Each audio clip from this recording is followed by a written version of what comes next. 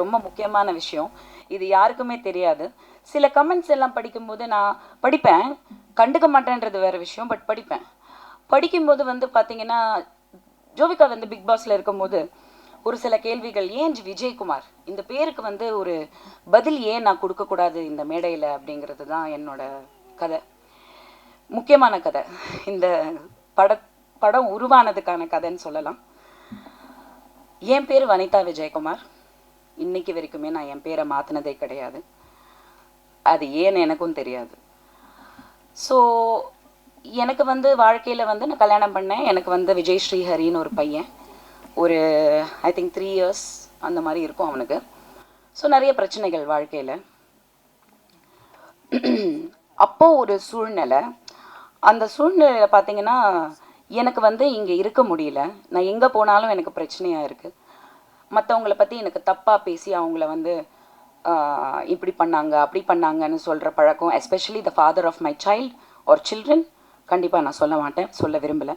So எனக்கு ஒரு சூழ்நிலை, அந்த சூழ்நிலையிலேருந்து நான் வெளியில் வரணும். இங்கே சென்னையில் இருக்கும்போது எனக்கு அந்த சூழ்நிலையில் இருக்க முடியல. நான் ப்ரெக்னென்ட் ஆகிட்டேன்.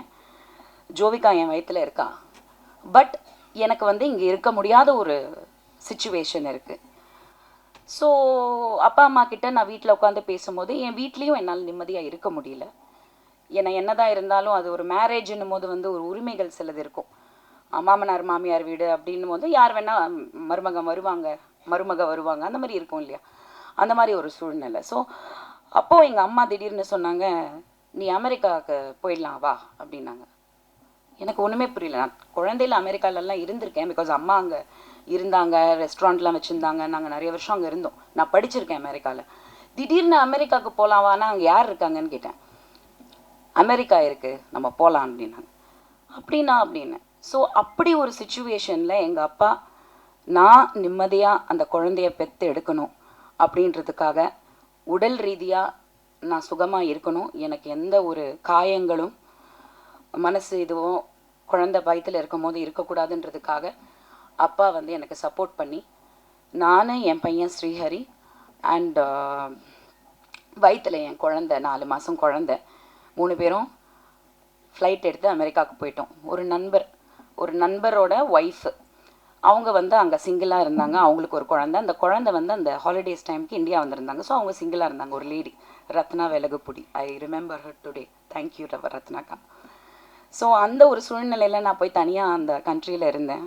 அங்கே ஒரு சில சப்போர்ட் கிடச்சிது. எதுக்கு வந்தேன், எதுக்கு இங்கே இருக்கேன்னே தெரியாது. தனியாக இருந்தேன்.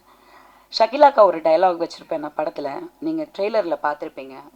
ஒரு பொண்ணு வந்து வயிற்றில் குழந்த ப்ரெக்னெண்ட்டாக இருக்கும்போது அம்மா கூட இருக்கிறத விட புருஷன் கூட இருக்கணும் அப்படின்ற ஒரு டைலாக்.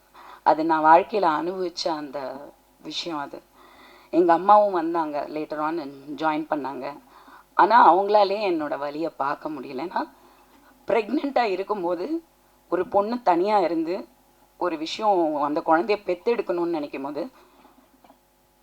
நம்ம எதுக்கு நம்ம குழந்தைன்றது வந்து நம்ம ஒரு அன்புலேயும் ஒரு காதல்லையும் உருவாகிறது தான் ஒரு குழந்தை. அதுக்கான அர்த்தமே இல்லாத ஒரு சூழ்நிலையில் நான் இருந்தேன். அப்போது ஒரு படம் பார்த்தேன், ஒரு இங்கிலீஷ் படம், 9 monthsன்னு ஒரு படம். அதில் இதே மாதிரி ஒரு பொண்ணு வந்து தனியாக குழந்தை பெற்றெடுப்பாள். அப்போ நான் அந்த படம் பார்க்கும்போது பயங்கரமாக அழுதேன். எங்கள் அம்மா ரொம்ப அழுதாங்க, கட்டி பிடிச்சி அழுதாங்க. உன் நிலைமை எந்த பொண்ணுக்குமே வரக்கூடாது, நீ குழந்தை பெற்றெடுக்கிற, ஆனால் இந்த மாதிரி ஒரு சூழ்நிலைன்னு. அப்போது ஹாஸ்பிட்டலில் வந்து குழந்தை பிறந்துருச்சு. என் பையன் மட்டும்தான் என் கூட நின்னான், ஆம்பளையா. எங்கள் அம்மா அழுதுட்டு இருந்தாங்க, புரண்டுட்டு இருந்தாங்க, எனக்கு ஏதாவது ஆகிடும் அப்படின்னு சொல்லிட்டு. ஏன்னா எபிடியூரல், ஜென்ரல் அனெஸ்தீஷியா, நிறைய விஷயங்கள் காம்ப்ளிகேஷன்ஸ் இருந்தது. Second caesarean Jovika. அப்போ என் புள்ள மட்டும்தான் அப்படி 4 வயசு, இந்த பக்கம் அந்த பக்கம் இந்த பக்கம் அந்த பக்கம், ஒரு குட்டி விஜயகுமார் மாதிரி நடந்துட்டு இருந்தான் ஹாஸ்பிட்டலில். அம்மம்மா வில் கில் யூ. ஏன்னா அவங்க பண்ணுற ட்ராமா பார்த்தா அவனே டென்ஷன் ஆகிட்டான். ஷீ வில் பி ஃபைன், அவன் நல்லா இருப்பான், நீ வாய மூடு அப்படின்ட்டு. டெலிவரி ஆகி வெளில வந்ததுக்கப்புறம் என்னை ஹாஸ்பிட்டலில் கேட்டாங்க, இந்த மாதிரி வந்து அமெரிக்கா கண்ட்ரி, நான் இது எதுக்கு சொல்கிறேன்னா, நம்ம கண்ட்ரிலையும் இவ்வளோ முன்னேற்றம் வரணும், மனிதாபிமானம் வரணும். தே asked me what is the name, அங்கேயே பேர் சொல்லணும். அப்போது எனக்கு அந்த சுச்சுவேஷனில் இருந்தனால எனக்கு அந்த ஹஸ்பண்ட் கேரக்டர் உள்ளே கொண்டு வந்து இதெல்லாம் கொண்டு வந்தால் திரும்பி ப்ராப்ளம் வரும் அப்படின்ற ஒரு பயத்தில் வந்து நான் சொன்னேன், ஹாவ் அ சாய்ஸ் அப்படின்னு கேட்டேன். யா, நீ என்ன வேணால் லாஸ்ட் நேம் கொடுக்கலாம் அப்படின்னு சொன்னப்போ, என்னை பொறுத்த வரைக்கும் எங்கள் அப்பா தான் அந்த குழந்தைய பத்திரமா கொண்டு போய் அமெரிக்காவில் பிறக்க வச்சாரு. ஸோ அந்த என் தகப்பனோட பேர் தான் என் குழந்தைக்கும் நான் கொடுக்கணும்னு நான் முடிவு பண்ணது தான் ஜோவிகா விஜயகுமார். ஸோ பேசுகிறவங்க, கமெண்ட் பண்ணுறவங்க எல்லாருக்குமே, she is born with the love of my father, her own grandfather. So Kareena கபூரையும் அமிதாப் பச்சனோட, அபிஷேக் பச்சனோட அவங்க பிள்ளைங்களையும் நீங்கள் வந்து ஏற்றுக்கும் போது ஜோவிகா விஜயகுமாரை கண்டிப்பாக நீங்கள் ஏற்றுக்கணுங்கிறது நான் இதை சொல்லணும்னு நினச்சேன். அந்த குழந்தையே வந்து இன்னைக்கு இதே மாதிரி ஒரு கதையில் ஒரு படம் தயாரித்து நான் அதை இயக்குவேன்றது நான் நினச்சி கூட பார்க்கல. படம் பார்த்தா அந்த விஷயம் உங்களுக்கு புரியும்.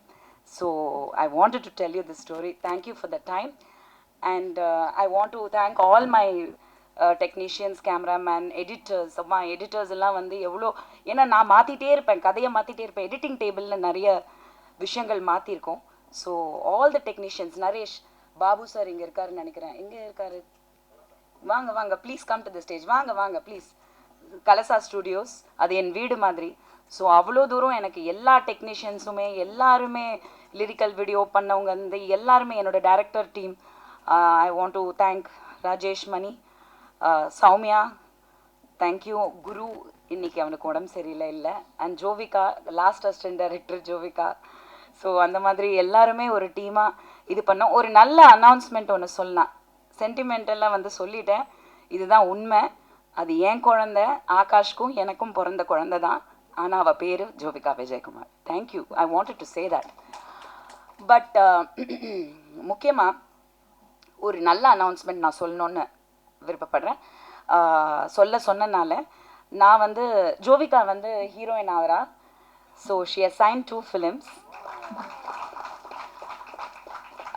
Sumanth art productions, Telugu industry பற்றி தெரிஞ்சவங்களுக்கு எல்லாருக்குமே தெரிஞ்சிருக்கும். ஒக்கடு, வர்ஷம், தேவி இதெல்லாம் தயாரித்த மிகப்பெரிய நிறுவனம் Sumanth art productions. Only super hit படங்கள் மட்டும்தான் கொடுத்துருக்காங்க தெலுங்குல. ஸோ அந்த கம்பெனி வந்து ஜோவிகாவை இன்ட்ரடியூஸ் பண்ணுறாங்க. 2 படங்கள் சைன் பண்ணியிருக்காங்க. ஜூன்லேருந்து ஷூட்டிங் ஆரம்பிக்குது. ஒரு வெரி பவர்ஃபுல் பியூட்டிஃபுல் ரோலில் MS ராஜு அவர்கள் வந்து இன்ட்ரடியூஸ் பண்ணுறாரு. Is also my producer and my director. So அதை வந்து அவர் இன்னைக்கு வர வேண்டியது, but he couldn't make it because of the shooting விஷயங்கள் அங்கே போயிட்டுருக்குனால, பட் அனௌன்ஸ் பண்ண சொன்னார். So Jovika is become a heroine. Let's give a round of applause. So thank you everybody. Media நண்பர்கள் சொல்லவே வேணாம். முதல்லேருந்து இப்போ வரைக்கும் எப்போவுமே என் கூட நின்றது நீங்கள் மட்டும்தான். உங்கள் முன்னாடி இங்கே நிற்கிறது, இந்த விஷயத்த பேசுகிறது, நீங்கள் இவ்வளோ தூரம் நீங்கள் வந்து அன்போடு இருக்கிறதுக்கு என்றைக்குமே வந்து நான் ரொம்ப கடமைப்பட்டிருக்கேன். எனிவே முக்கியமாக வந்து கல்யாணம் எப்போன்னு கேட்காதீங்க, ஜூனில் டெலிவரி. சரியா? ஜூனில் டெலிவரி. தியேட்டரில் வந்து வனிதா அக்கா குழந்தைய பாருங்கள், அந்த குழந்தை யாருன்றதை பாருங்கள். தேங்க்யூ.